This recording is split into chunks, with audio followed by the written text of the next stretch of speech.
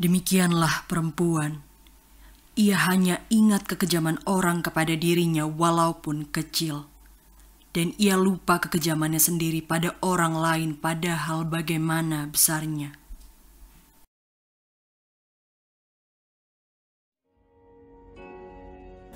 Sepenggal tulisan yang diambil dari seorang tokoh ulama, sastrawan, dan politikus Indonesia dalam karyanya yang berjudul Tenggelamnya Kapal Van der Weyck.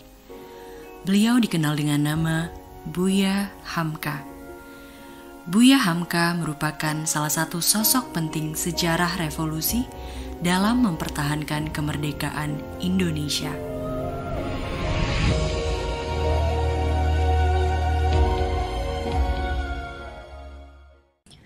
Abdul Malik Karim Amrullah atau yang biasa dikenal sebagai Buya Hamka lahir pada tahun 1908 di Tanah Sirah, Sumatera Barat. Kata Hamka merupakan singkatan dari nama beliau, sedangkan Buya di Minangkabau artinya ayah atau orang yang ilmu agamanya dianggap tinggi. Beliau merupakan ketua pertama Majelis Ulama Indonesia dan hingga saat ini sosok Buya Hamka juga berperan besar sebagai tokoh pembaharuan Islam di Indonesia.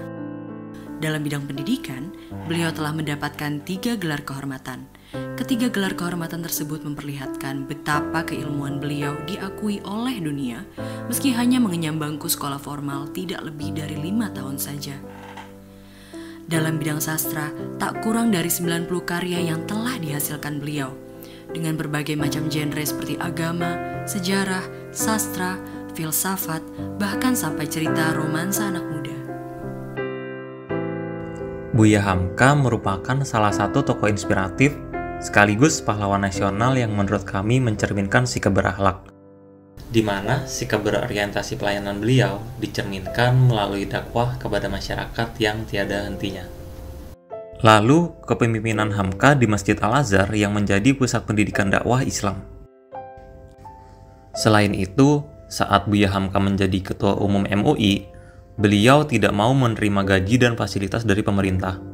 Hal ini ditujukan sebagai bentuk penegasan integritas Buya Hamka dalam sisi independensi peran ulamanya di Indonesia.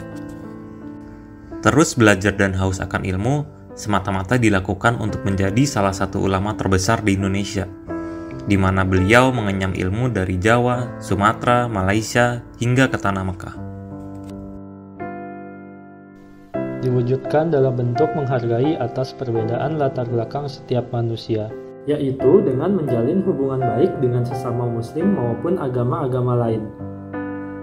Menghadiri peringatan mangkatnya Buddha ke-2500 di Burma tahun 1954. Juga mengangkat anak kecil yang beragama Kristen menjadi anak angkatnya.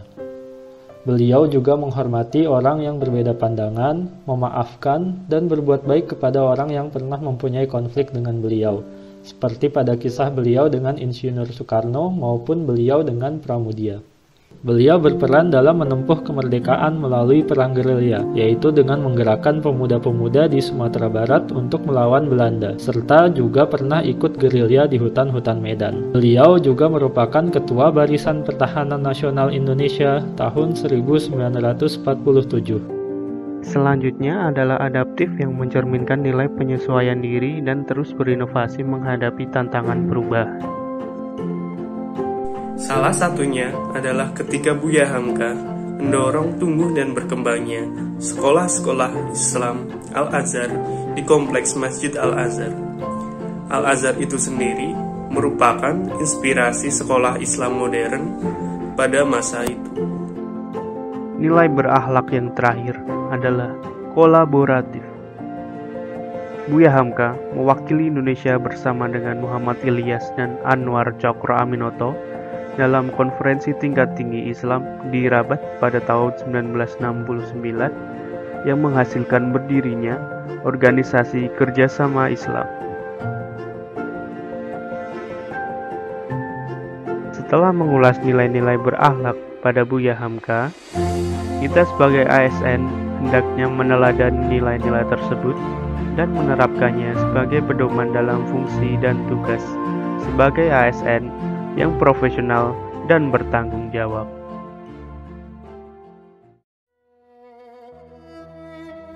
Cinta bukan mengajar kita lemah, tetapi membangkitkan kekuatan.